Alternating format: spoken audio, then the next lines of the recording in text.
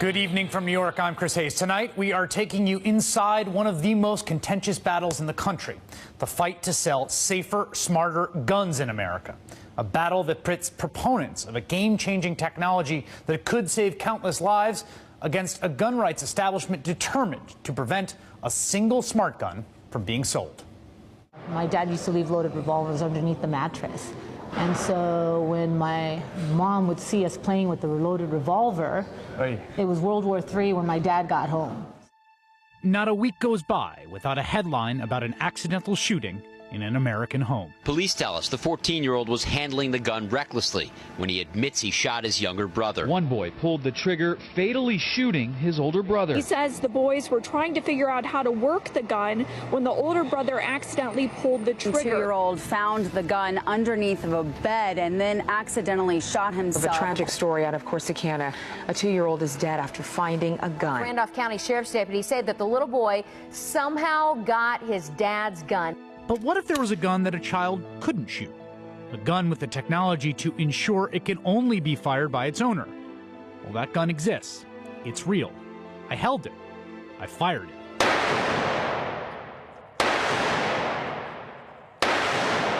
Good Wow. Shot. How does it feel? Amazing. Yeah? It feels like a massive step forward, like the iPhone of firearms, a smart gun. There's just one problem. You can't buy it anywhere in America. That's not because it's illegal, and it's not because its manufacturer isn't trying to sell it. Now the question is, can you sell it?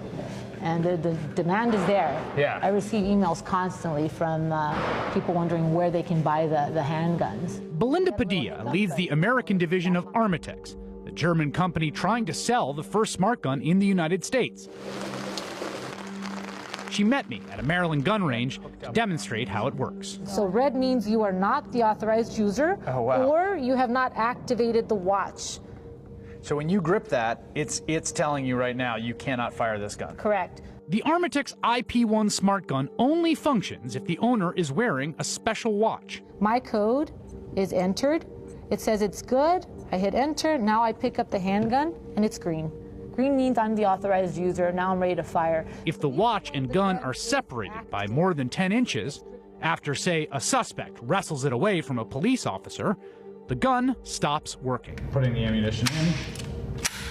I can fire. I now take the wristwatch away. It is more than 10 inches. The grip tells me I cannot fire. I pull the trigger. Won't fire. I get nothing.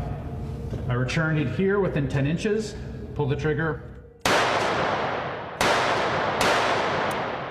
Created by legendary gun designer Ernst Mauch, the Armitex IP1 smart gun is supposed to retail for about $1,800, about 3 times the cost of some popular traditional handguns.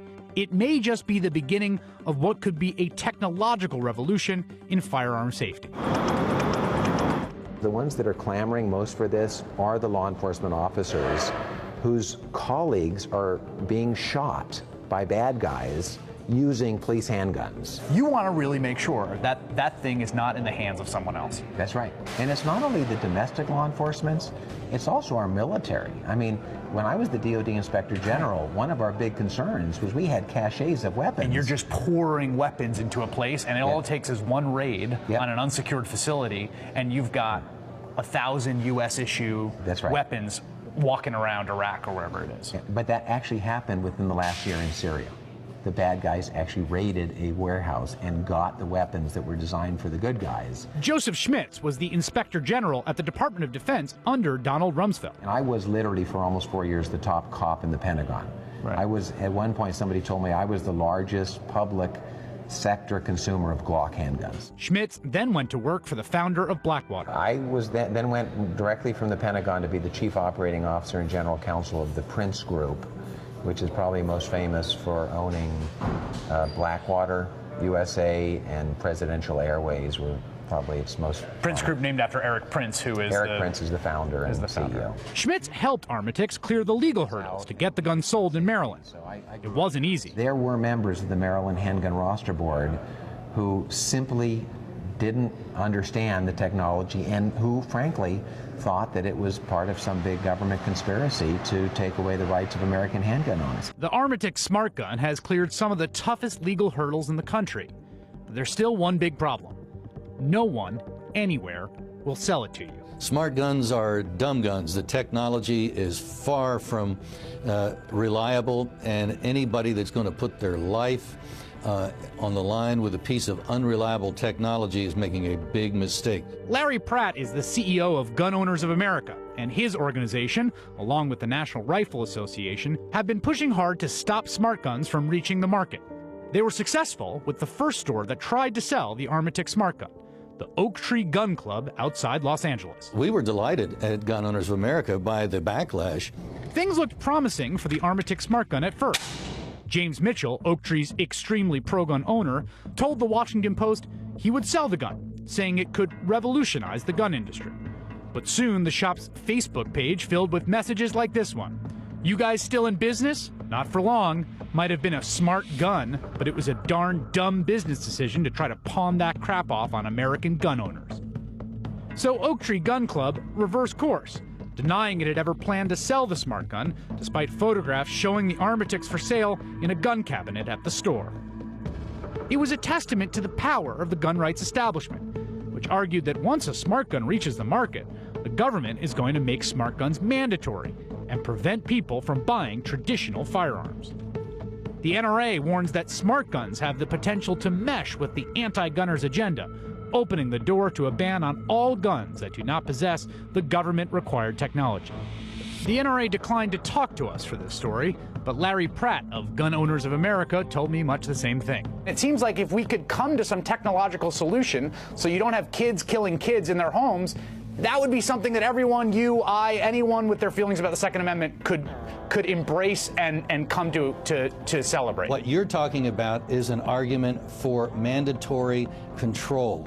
This idea the government is going to mandate smart guns sounds like paranoia.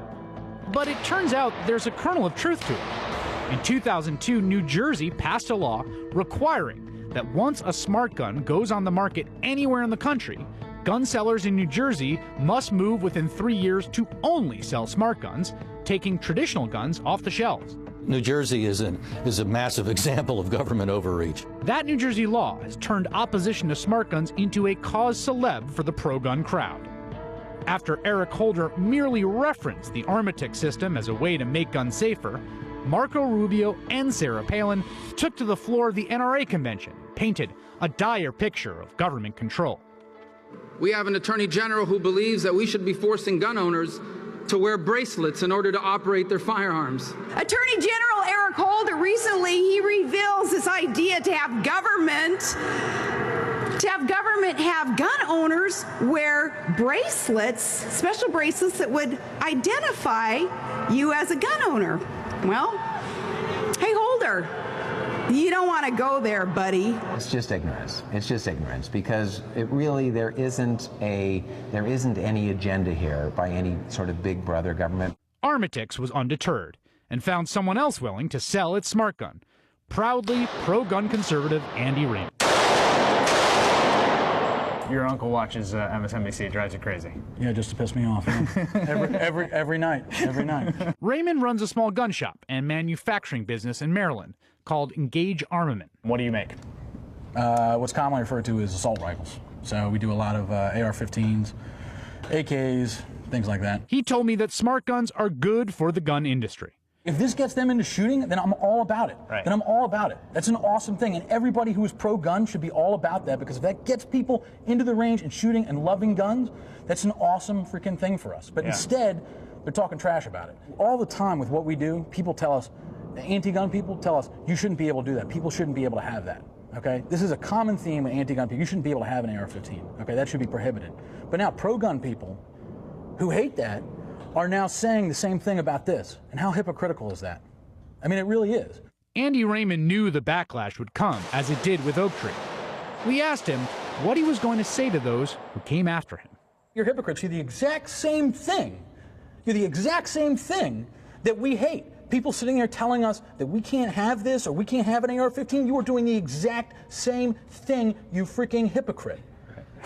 So shut up. When we come back, the backlash to Andy Raymond's decision to sell the Armatick smart gun came fast and furious in the 24 hours after we spoke with him. We'll tell you what happened and play you his incredible video response Next. Changing technology that could save countless lives against a gun rights establishment determined to prevent a single smart gun from being sold. My dad used to leave loaded revolvers underneath the mattress.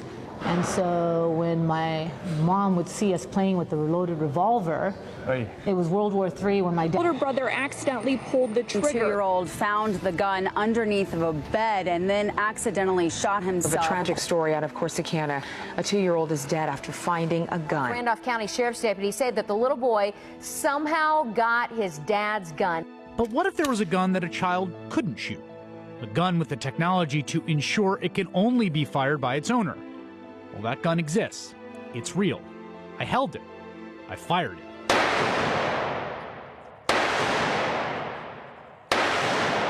Good Wow. shot. How does it feel? Amazing. Yeah? Yeah. It feels like a Dad got home.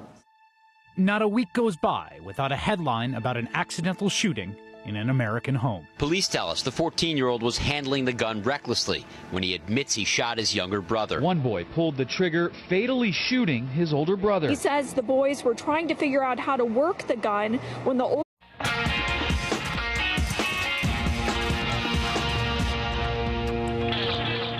Good evening from New York. I'm Chris Hayes. Tonight, we are taking you inside one of the most contentious battles in the country, the fight to sell safer, smarter guns in America, a battle that pits proponents of a game-changing